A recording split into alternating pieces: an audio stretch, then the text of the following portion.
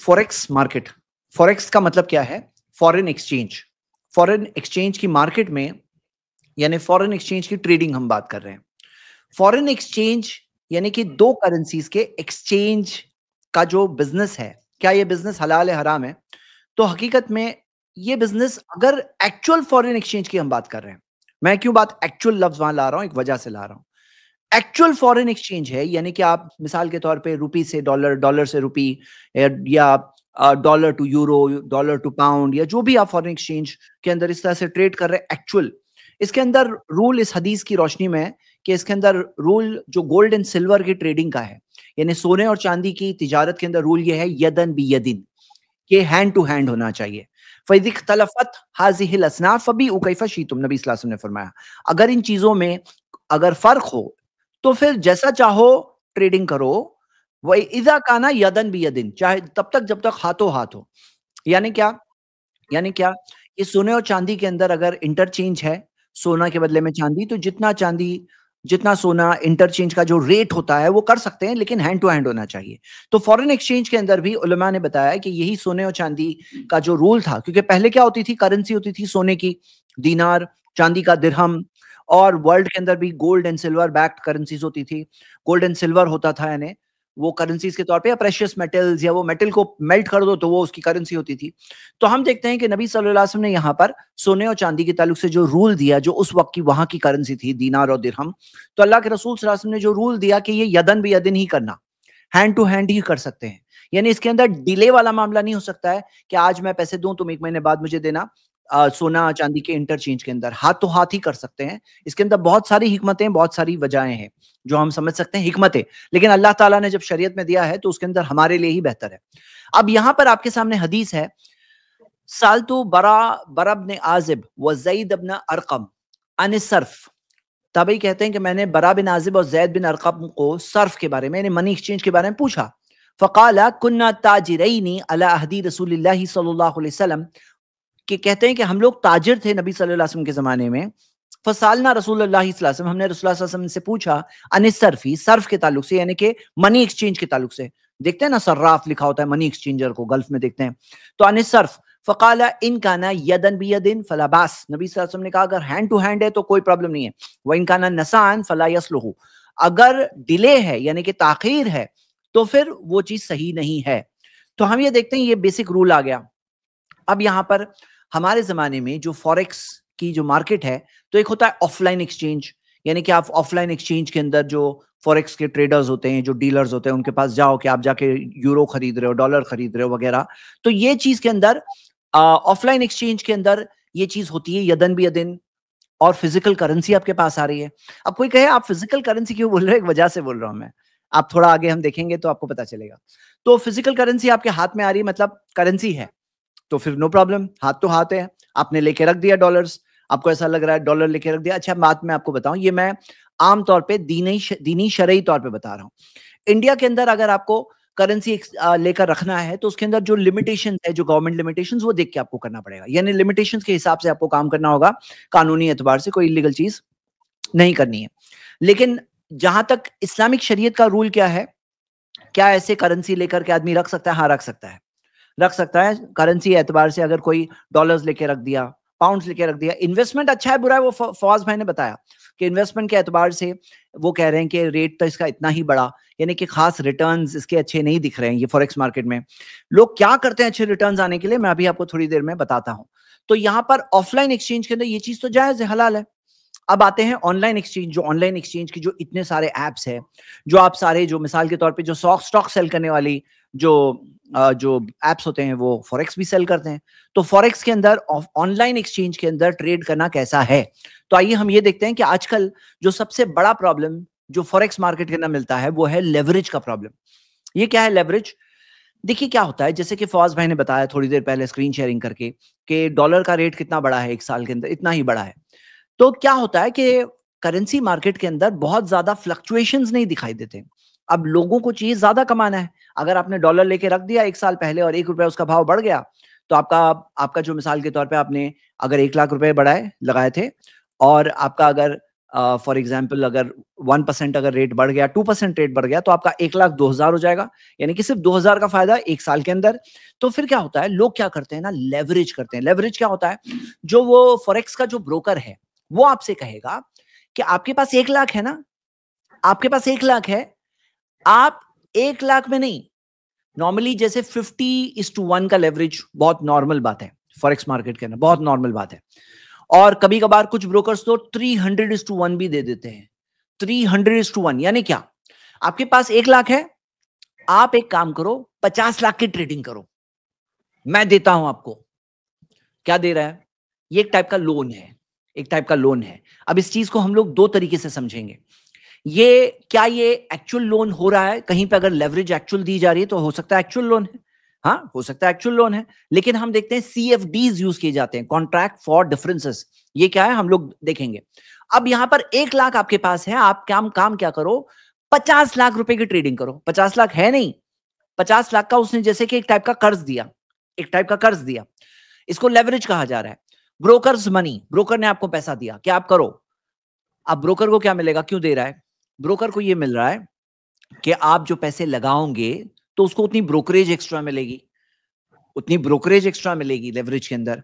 दूसरी चीज क्या हो रही है कि उसको पर डे का चार्ज मिल रहा होता है, पर डे का चार्ज। ये पर डे चार्ज क्या है, क्लियर कट इंटरेस्ट है। यानी जो पर डे फीस जो होती है, कि पर डे जो पोजीशन ओपन है बोलते हैं, तो आपको फीस जो जो उसको मिल रही है पर डे, ये टाइप का सूद है और टाइप ऑफ इंटरेस्ट है, छुपा कर रहा गया है। बल्कि क्लियर कट अगर आप देखोगे तो ये इसको कहा भी जाता है, इसको कहा जाता है इसके अंदर के बैंक के जो रेट्स है, डेली जो रेट्स है, उससे कहीं ना कहीं करीब उसको कंपेयर भी किया जाता है, रोल ओवर रेट्स और कई सारे उसके जो नाम होते हैं। तो यहां पर ये चार्जेस, एक है उसकी ब्रोकरेज फीस, और सेकंड चीज क्या है, ये जो उसका डेली रोल ओवर चार्ज वगैरह जो चार्ज है, ये एक सेकंड चीज है।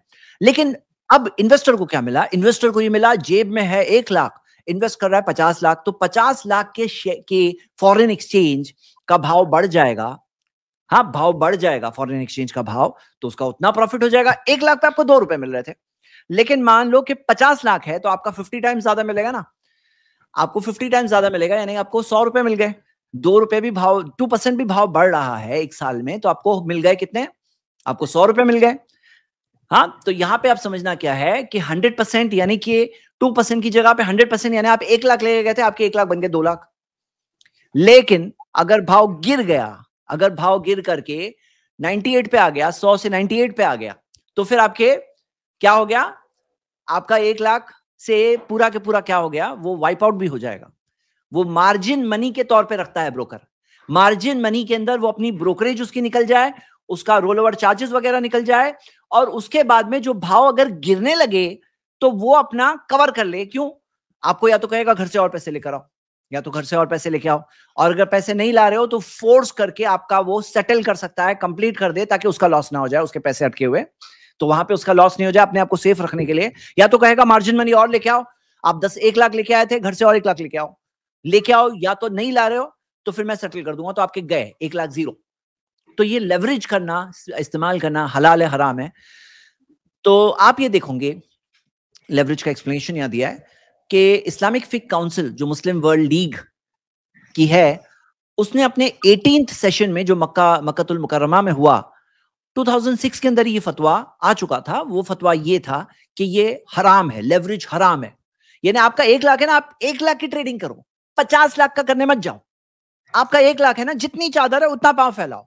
ये 50 लाख की चादर का करने मत जाओ, बोले ज्यादा कमाएंगे लालच में, बोलते हैं हलाल नहीं है। किस वजह से हलाल नहीं है, सबसे पहला रीजन तो इसके अंदर रिबा होता है, सूद होता है। कभी कभार सूद को brokerage charges, roll over charges, ये सब दूसरा नाम देकर के लाया जाता है, लेकिन है वो सूद, क्लियर कट। तो ये हो गई पहली वजह। दूसरी वजह वो कहते हैं अल्लाह के रसूल मोहम्मद सल्लल्लाहु अलैहि वसल्लम ने फरमाया, ला यहिल्लु सलफुन व बैउन, हलाल नहीं है सलफुन, सलफुन यानी कर्ज, व बैउन और तिजारत, यानी जो कर्ज इस मकसद से दिया जाए कि तुम तिजारत करोगे। मतलब क्या, वो कर्ज क्यों दे रहा है, वो कर्ज क्या इसलिए दे रहा है कि लो 50 लाख, मैं तुम्हारा खैर खा हूं, मैं तुम्हारा हेल्पर हूं, जाओ लो पैसे मैं दे रहा हूं। नहीं, वो इसलिए दे रहा है कि तुम उसके पास से फॉरेक्स खरीदोगे, वो इसी शर्त पे दे रहा है कि फॉरेक्स खरीदोगे। तो यहां पर क्या है, ये फॉरेक्स के अंदर जो आप खरीद रहे हो, मार्केट से खरीद रहे हो, वो तो बेचारा ब्रोकर है, वो सेलर नहीं है, वो ब्रोकर है, ब्रोकरेज चार्ज ले रहा है, लेकिन ब्रोकरेज चार्ज के साथ साथ वो कहता है पैसे लो मेरे पास से, सूद पे ही है वो, और लो तुम करो, और इस शर्त पर होता है कि तुम खरीद रहे हो। जाहिर सी बात है, कोई 50 लाख घर पे लेके नहीं जा सकता है, उसके लिए नहीं दे रहा है वो दे रहा है सलफुन व बय उन तिजारत के लिए दे रहा है। तो अल्लाह के रसूल सल्लल्लाहु अलैहि वसल्लम ने इस टाइप के ट्रांजैक्शन को हराम करार दिया, ये अलाउड नहीं है, इस्लाम के अंदर अलाउड नहीं है। और इससे इकोनॉमिक तौर पे प्रॉब्लम्स होते हैं, बहुत सारे इकोनॉमिक प्रॉब्लम्स होते हैं, बहुत सारे दूसरे प्रॉब्लम्स भी क्रिएट होते हैं इसके अंदर, जैसा कि हम देख सकते हैं। और ये चीज को आप अगर और ड्वेल करोगे, सोचोगे इसके अंदर, आपको बात समझ में आएगी।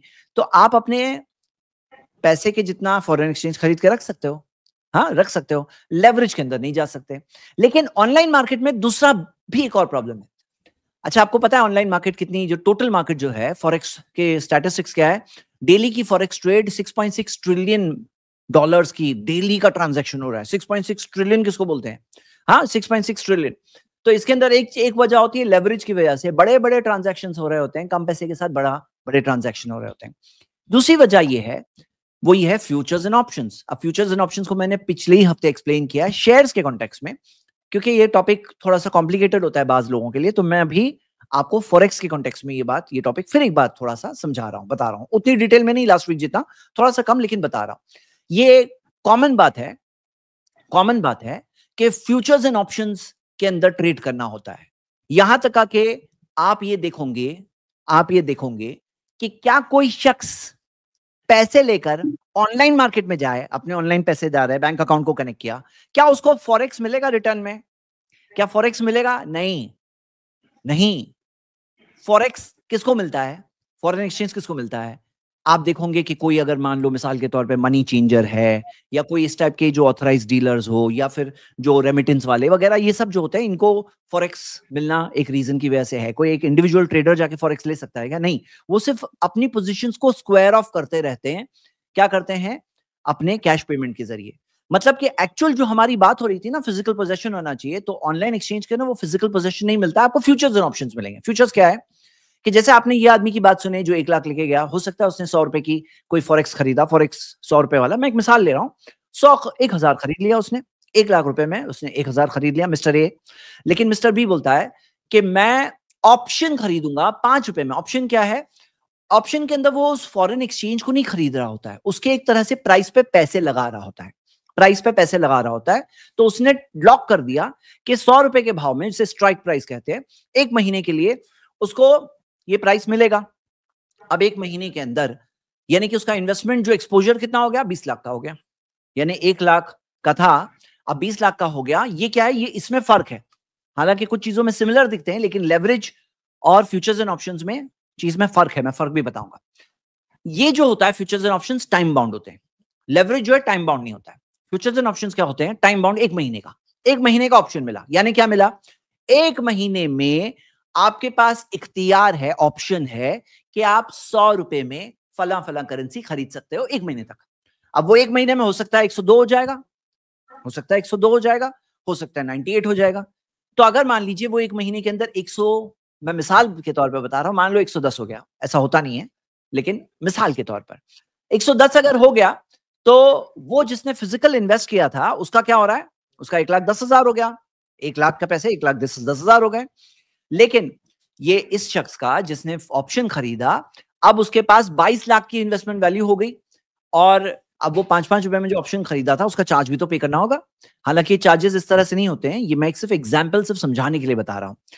तो आप ये देखोगे कि मान लो मिसाल के तौर पर 5 रुपीज, हाँ 5 रुपीज का ऑप्शन खरीदा, हाँ, और 20,000 का एक्सपोजर उसका हो गया, यानी कि 22 लाख हो गई उसकी वैल्यू। तो 2 लाख का नफा हुआ था, लेकिन 1 लाख तो उसने खर्च किया था ना ये ऑप्शन खरीदने में, वो गया तो 1 लाख का प्रॉफिट हो गया उसका। यहां पर मिस्टर ए ने 10,000 कमाया, वहीं पर उसी मार्केट सिचुएशन में मिस्टर बी ने 1 लाख कमा लिया। क्या खरीद करके? ऑप्शन। ऑप्शन क्या है? ऑप्शन फॉरेक्स नहीं हुआ, वो फॉरेक्स के भाव पे पैसे लगाए हैं कि ये भाव, जो ये फॉरेक्स का भाव है, ये प्राइस जो है इस फॉरेक्स का, ये प्राइस अगर बढ़ गया तो उसने 100 रुपए पे भाव लगाया है, उसको 100 रुपए में मिलेगा, प्रॉफिट हो जाएगा। लेकिन अगर गिर गया किसी भी वजह से, तो फिर उसके पैसे गए, उसके पैसे उसके अंदर गए। क्यों गए? क्योंकि देखो यहां पर अगर लॉस हुआ, सपोज करो 90,000, 90 रुपए हो गया। फॉरेक्स मार्केट में इतना बड़ा फ्लक्चुएशन नहीं आता है, लेकिन जस्ट समझने के लिए हम समझ रहे हैं। इसके अंदर सपोज करो 90 रुपए हो गया, तो फिर जो उसने फिजिकल इन्वेस्टमेंट लगाया था उसका तो 90,000 की वैल्यू हो गई, 10,000 के फॉरेक्स का लॉस हो गया, भाव गिरे हुए। तो हम उसको क्या कहेंगे, रुको अभी मत बेचो, थोड़ा होल्ड करो, जब बढ़ जाएंगे तब बेचना। इसका रियल टर्म्स में लॉस नहीं होगा, वेट करना पड़ेगा, हो सकता है कभी लॉस भी हो जाए। लेकिन मिस्टर बी का मामला क्या है, उन्होंने तो एक ही महीने के लिए भाव खरीदा था, वो टाइम बाउंड होता है, options and futures time bound होते हैं। तो अब क्या हो गया, जब वो टाइम बाउंड तरीके पर एक महीने के लिए खरीदे हैं, तो अब क्या होगा, उनको वो एक महीने में ऑप्शन एक्सरसाइज करना होगा। 90 रुपए में तो खरीदेंगे नहीं, तो फिर क्या होगा, जीरो वो उन्होंने खरीदा नहीं, ऑप्शन को जाने दिया, वेस्ट जाने दिया। अब उसके उनके पूरे के पूरे 1 लाख रुपए गए, पूरे के पूरे 1 लाख गए। ये फ्यूचर्स एंड ऑप्शंस का काम होता है। ये ऑप्शंस का हमने देखा, ऑप्शन में इख्तियार होता है, फ्यूचर्स के अंदर इख्तियार भी नहीं होता है। फ्यूचर्स में तो फोर्स है कि तुम्हें खरीदना ही पड़ेगा, इसी वजह से फ्यूचर्स का चार्ज कम होता है, उसके अंदर ब्रोकरेज चार्ज देना पड़ता है, तो ब्रोकरेज चार्ज जाएगा और खरीदना ही पड़ेगा। यानी कि खरीद करके पूरे 2 लाख रुपए लॉस होंगे और साथ में ब्रोकरेज जो चार्जेस है वो अलग जाएंगे। तो फ्यूचर्स एंड ऑप्शंस के बारे में फतवा क्या है, उलमा के फतावे है कि फ्यूचर्स एंड ऑप्शंस टोटली हराम है। तो फॉरेक्स मार्केट के अंदर आपको या तो लेवरेज मिलेगा जिसमें टाइम नहीं होता है, लेकिन उसके अंदर क्या होता है कि पर डे आप चार्ज दे रहे होते हैं, लेवरेज का चार्ज दे रहे होते हैं पर डे बेसिस पर। और फ्यूचर्स एंड ऑप्शंस जो टाइम बाउंड होते हैं, एक टाइम बाउंड गैम्बल है। तो फिर वो चीज दोनों के दोनों फॉर्मेट क्या है, हराम है, दोनों के दोनों फॉर्मेट क्लियर कट हराम है। अब आते हैं हम देखते हैं contracts for differences. Contract for differences क्या होते हैं, ये एक टाइप का लेवरेज है और एक टाइप का फ्यूचर्स एंड ऑप्शन है, मतलब एक टाइप का ऑप्शन है। क्या हो रहा है कि वो ब्रोकर थोड़ी ही रियल पैसे लगा रहा है, वो तो बस डिफरेंस जो होगा डिफरेंस देना पड़ेगा। इन रियलिटी इसके अंदर ओनरशिप नहीं होती है वो फॉरेक्स की। ये क्या है, वो फॉरेक्स की ओनरशिप नहीं होती है उसके अंदर रियलिटी में। आपको मैं एक सिंपल मिसाल देता हूं समझने के लिए। एक होता है ना कसीनो या कोई गैम्बलिंग डेन, तो वो कसीनो के ओनर बहुत कमाते हैं, कसीनो के जो ओनर होते हैं ना वो बहुत कमाते हैं। गवाते कौन है, वहां पे जो गैम्बलर्स आते हैं ना वो गवाते हैं। तो यहां पर ये जो एक्सचेंजेस होते हैं ना, ये जो एक्सचेंजेस होते हैं जिसके जरिए फॉरेक्स के ट्रेड हो रहा है, या वो जो एप्स होते हैं जो उसके जरिए जो फॉरेक्स का ट्रेड हो रहा है, वो ऐप वो कसीनो की तरह हुए। उसके अंदर पैसे आकर लोग लगाते हैं, फ्यूचर्स में, ऑप्शंस में, लेवरेज के साथ ट्रेडिंग करते हैं। और फिर उसके अंदर वो जो ये CFDs जो होते हैं, कॉन्ट्रैक्ट्स फॉर डिफरेंसेस के अंदर, वो एक्सचेंज के साथ वो एक टाइप का जुआ कर रहे हैं। भाव बढ़ गया तो जीत गए, भाव गिर गया तो हार गए, इस टाइप का एक जुआ होता है। अब बहुत सारे लोग इस बात पे ऑब्जेक्शन उठाएंगे, बोलेंगे नहीं हमारी स्टडी है, ये बहुत जुआ नहीं है। भाई आपको पता है कि जुआ खेलने वाले लोग भी कई बार जुआ की जो चीजें होती है ना, जो घोड़े पे जुआ लगाते हैं, बोले नहीं घोड़े का परफॉर्मेंस देख रहे हैं, जो टीम्स पे लगाते हैं पैसे, ये टीम का परफॉर्मेंस हम ले रहे हैं। जुआ जो बेटिंग होती है उसके अंदर भी कई बार कुछ ऐसी स्टडीज होती है, लेकिन फैक्ट क्या है, रियल लाइफ ऐसे नहीं चलती है। ये इन रियल लाइफ ये क्या है, एक चांस बेस्ड चीज है जो क्लियर कट जुआ है। फ्यूचर्स एंड ऑप्शंस भी जुआ है, क्योंकि आपको पता नहीं भाव बढ़ेगा घटेगा, आपको पता नहीं है। आप तो पैसे लगा रहे हो, अब बोले नहीं हमारी स्टडी है, तो आप जो स्टडी वगैरह बेसिस पे लगा रहे हो, तो रूल क्या है, आप वो चीज खरीदो, अपने पोजेशन में लो, फिर बेचो। पोजेशन में लो, ला तभी मलाई साइंदक, वो बेचो। और आप देखोगे ये मिसाल के तौर पे सेबी का आर्टिकल है, सेबी ने बताया कि 60,000 करोड़ एक साल के अंदर इंडिया के अंदर लोगों ने फ्यूचर्स एंड ऑप्शंस पे गवाए। फ्यूचर्स एंड ऑप्शंस गैम्बलिंग, ये बिजनेस स्टैंडर्ड का आर्टिकल है, FNO गैम्बलिंग है, ये गैम्बलिंग ऑन FNO। तो इसके ऊपर 60,000 करोड़ इंडियन हाउस होल्ड्स ने गवाए, छोटे इन्वेस्टर्स जो होते हैं ना वो लोग गवाए, और ये चीज पे सेबी ने एक टाइप का अलार्म भी रेज किया। तो हम ये देखते हैं। जी फौज भाई प्लीज। इस पे मैं एक बात थोड़ी सी ऐड ये करना चाहूंगा। प्रॉब्लम ये है कि अभी आपने बोला ना कि हमारी स्टडी है, हमारा एनालिसिस है, बहुत स्ट्रांग, हम हमारे पास टिप्स हैं बहुत, ये लोग नॉर्मली कहते हैं मार्केट में। जो अभी आप आर्टिकल दिखा रहे हैं बिजनेस स्टैंडर्ड्स का, इस जैसे न जाने कितने आर्टिकल्स आपको इंटरनेट पे मिल जाएंगे, और ये रोज के हिसाब से आते हैं। जो लोग बिजनेस चैनल्स को फॉलो करते हैं, CNBC को और तमाम चीजों को, और ना सिर्फ इंडिया में बल्कि बाहर भी। तो प्रॉब्लम ये है जैद भाई कि जब एक चीज का ट्रेंड बन जाता है, किसी भी चीज का ना, लोग बिना स्टडी के, बिना उसको इफ एंड बट जाने, बिना उसके नो हाउ जाने उसमें घुस जाते हैं कि भाई दुनिया कर रही है तो मैं भी करूंगा या मैं भी करूंगी। और प्रॉब्लम ये होती है वहां पर कि जब बिना किसी स्टडी के, बिना, this is actually betting, this is actually speculation, nothing else, nothing as good as speculation, nothing as good as betting, ठीक है ना।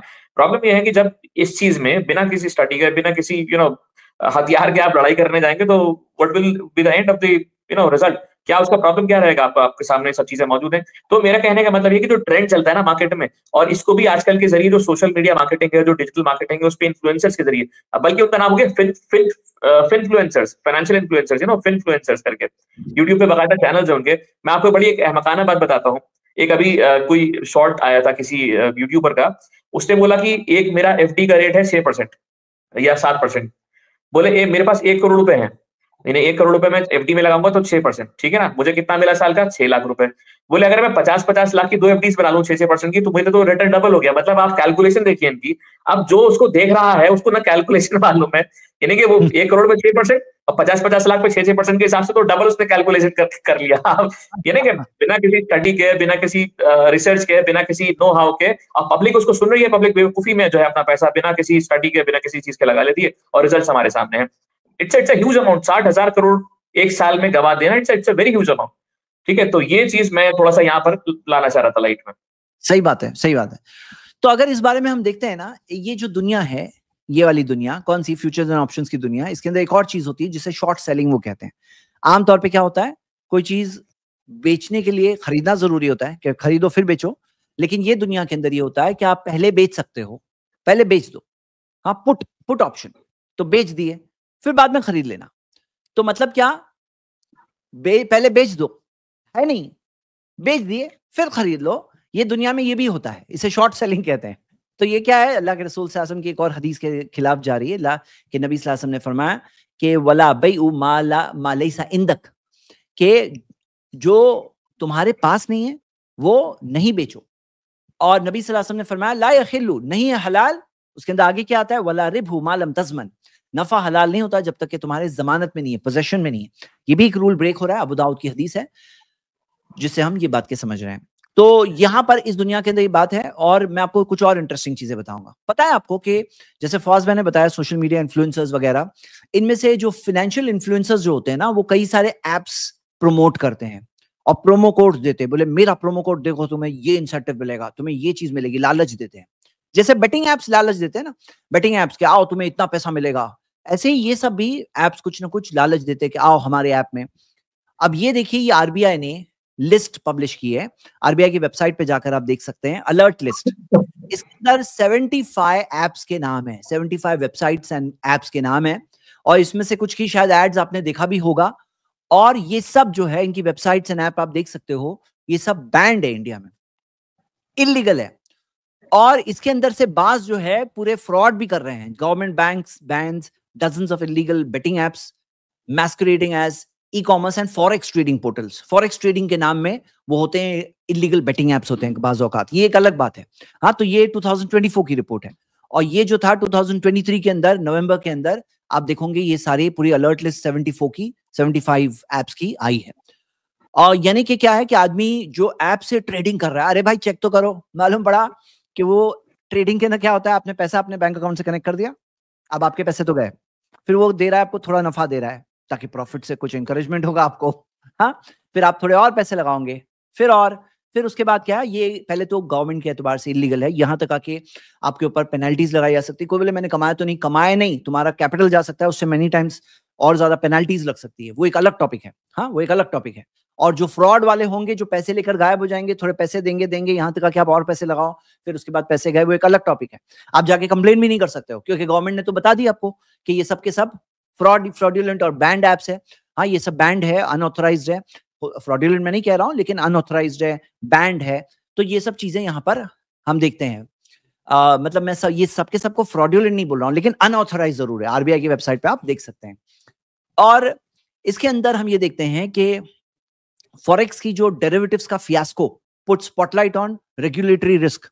यानी क्या हो रहा है कि अब यहां पर क्या हो गया है कि गवर्नमेंट ने फॉरेक्स डेरिवेटिव्स को पर्पस ऑफ हेजिंग से मना कर दिया, पर्पस ऑफ हेजिंग से मना कर दिया। ये यहां पर समझने वाली बात है। तो इसके अंदर मैं आपको ये बता दूं, एक मिनट, ये वाला देखिए, आरबीआई सर्कुलर है, जिसने क्या किया है कि ये रीसेंट है, ये कब है, जनवरी 2024 का है, यानी इसी साल का है। तो इसके अंदर क्या किया है, गवर्नमेंट ने लिमिट कर दिया है कि ये कौन कौन लोग ट्रेड कर सकते हैं, जो लोगों का कुछ एक इन्वॉल्वमेंट है। जैसे मान लो फॉरेक्स के अंदर आपका बिजनेस है, अब जैसे मिसाल के तौर पे मान लो एक्सपोर्ट बिजनेस है आपका, आपको फॉरेक्स में क्यों डील करना है, सिर्फ ऐसे ही जो स्पेक्यूलेटर्स आकर के करते थे ना, इस चीज पे रिस्ट्रिक्शन है। ये क्यों? ताकि रूपी करेंसी थोड़ी स्टेबल रहे, हमारी रूपी करेंसी स्टेबल रहे। इंडिया के एक और बात है, 4 ही करेंसीज में ट्रेडिंग अलाउड है। 4 जो करेंसी ट्रेडिंग पेयर्स जो इंडिया में अलाउड है, ये आप 5paisa.com से देख सकते हो, या तो यूरो, पाउंड, येन और डॉलर। लेकिन इसके अंदर भी प्योरली स्पेक्यूलेटिव पर्पसेस के लिए उसको रोका गया है, यानी कि आपका कुछ रीजन है तो उसके अंदर कर सकते हैं। बाकी फिजिकल फॉर ये तो क्या बात है, ये कौन सी वाली मार्केट है? ऑनलाइन वाली मार्केट है, जहां पे आपको फिजिकल करेंसी मिलेगी ही नहीं, तो हमारे लिए रेलेवेंस वहां पर है ही नहीं। हमने ये इसलिए देखा क्योंकि कई लोगों के दिल लचक उठते हैं। कई लोगों के दिलों में आता है कि यार फॉरेक्स मार्केट में सुनने में आता है कि पैसे सिर्फ $100 लेके गए और इतने बड़े करोड़पति बन गए। हाँ, तो ये सब बातें जो सुनते हैं लोग और जो लोग बयान करते हैं, तो यहाँ पे ये समझना है कि ये सिर्फ लालच है जिसके जरिए अट्रैक्ट किया जा रहा है लोगों को, खास तौर से बोगस चीजों की तरफ अट्रैक्ट किया जाता है। बैटिंग वगैरह की चीजें होती है उस तरह से, उसकी तरफ अट्रैक्ट किया जाता है। और ये जो हमने देखा लेवरेज का कंसेप्ट देखा रॉन्ग है, हमने डेरिवेटिव्स का कंसेप्ट देखा उसके अंदर रॉन्ग है। तो अगर यही चीज है, फिजिकल पोजेशन नहीं है, तो आप ट्रेड नहीं कर सकते, आपका दिल उसमें नहीं आना चाहिए, चाहे दुनिया के 50 फायदे क्यों ना दिख जाए। अच्छा, एक बात ये भी बता दूं कि फॉरेक्स ट्रेडर्स में से कितने % लूज करते हैं। कुछ स्टडीज ने तो 90% कहा है, कुछ स्टडीज ने 90% किया। ये यूरोप की एक स्टडी है जिसके अंदर 72.2% कहा। तो फॉरेक्स ट्रेडिंग के अंदर जो लोग उतरते हैं 72.2% उसमें से लॉस करके निकलते हैं, पैसे गवा के आते हैं। और कुछ स्टडीज ने 90% भी इस चीज को कोट किया है। तो हम ये देखते हैं कि ये है इस चीज के बारे में एक छोटा सा इंट्रोडक्शन। और मैंने आपके सामने, फौज भाई आप कुछ बताना चाहेंगे इस टॉपिक पे मजीद? नहीं, मैं इसी मुद्दे को उठाना चाहूँगा कि जब आपने जो यूरोप की कोई रिसर्च रिपोर्ट बोली है जिसमें कहता है 72.7% लोग इसमें लॉस करते हैं और अगर आप उसका एनालिसिस देखेंगे पिछले 5 सालों का या पिछले 1 साल का भी, किसी भी करेंसी को आप उठा लीजिए तो इतनी वोलेटिलिटी उसमें नहीं मिलती। वोलेटिलिटी से मतलब ये होता है कि उसमें उतनी उथल-पुथल नहीं मिलती। प्लस माइनस उसमें इतना नहीं होता जहाँ पर आप कमा सकें। देखिए, स्टॉक मार्केट है या गोल्ड है, आपको ट्रेंड दिखेगा बढ़ता हुआ, मैनी फोल्ड बढ़ता है या मैनी फोल्ड कम होता है, वो ठीक है, समझ में आती है बात। But as far as foreign exchange market is concerned, तो ऐसी चीज़ में पैसा क्यों फँसाना जो बिल्कुल समझ लीजिए एक तरीके से आई वुड नॉट से कि डेड है, बट स्टेबल है कहीं न कहीं। इल्ला ये कि कोई कंट्री की करेंसी उसकी इनस्टेबिलिटी की वजह से बाय व्हाटसोएवर रीज़न कम हो जाए, गिर जाए, बढ़ जाए, वो एक बात अलग है, वो एक एक्सेप्शन हो गया पूरी बात का। जनरली नॉर्मली अगर आप देखेंगे तो पिछले 5-10 सालों में स्टेबिलिटी है, ज़्यादा फ़र्क नहीं है। तो इतना पैसा लगा करके और वो अगर आपको मतलब रिटर्न भी अगर आपको 1-2% का मिल रहा है, that is below your inflation rate. Inflation rate भी 5.87 का इन्फ्लेशन रेट है। जिस दर से महँगाई बढ़ रही है, जिस तरह से आपका जो है वो चीज़ें महँगी होती जा रही हैं, तो अगर आप वो आपका जो इन्वेस्टमेंट का रिटर्न है, अगर आपको बीट नहीं कर पा रहे हैं उस चीज़ को, तो मेरी तरफ से तो बिल्कुल भी रिकमेंडेशन नहीं है इन्वेस्टमेंट के ताल्लुक से। मतलब फौज भाई इन्वेस्टमेंट पॉइंट ऑफ व्यू से बता रहे थे, मैंने कुछ इस्लामिक पॉइंट ऑफ व्यू बताया और इसके लिमिटेशंस बताए। तो इन शॉर्ट हम इस मार्केट को रिकमेंड नहीं कर रहे हैं। देखिए, तिजारत स्ट्रीम के अंदर हम लोगों को सोल्यूशंस बताते हैं, हलाल अल्टरनेटिव्स बताते हैं, लेकिन जो बोगस चीजें उसमें वार्न करना भी हमारा एक फर्ज बनता है कि देखो ये चीजों में बचना है आपको। और जैसे मैंने फेक एप्स बताया या फिर सॉरी अनऑथराइज एप्स बताया, उसमें से बाज फेक है, बाज बेटिंग है, बाज अनऑथराइज है प्योरली। तो ये चीज भी जानना जरूरी है। और इसके अंदर शरीयत में क्या चीज हराम है, देखिए ऐसा होता है ना, बाज लोग बस कोई चीज में बस जंप लगाते, जंप, और लालच उनको ड्राइव करती है, पैसा फलां ने इतना कमा लिया, और उस चीज में डायरेक्टली अंदर चले जाते हैं और फिर बहुत पैसे अपने गवाते हैं। तो इससे एक बात थी जो वार्निंग के तौर पर आप सबके सामने रखी गई। चलिए अब हम डिस्कशन स्टार्ट करते हैं। मैं देख रहा हूँ माशाल्लाह कई गेस्ट इसमें आए हुए हैं।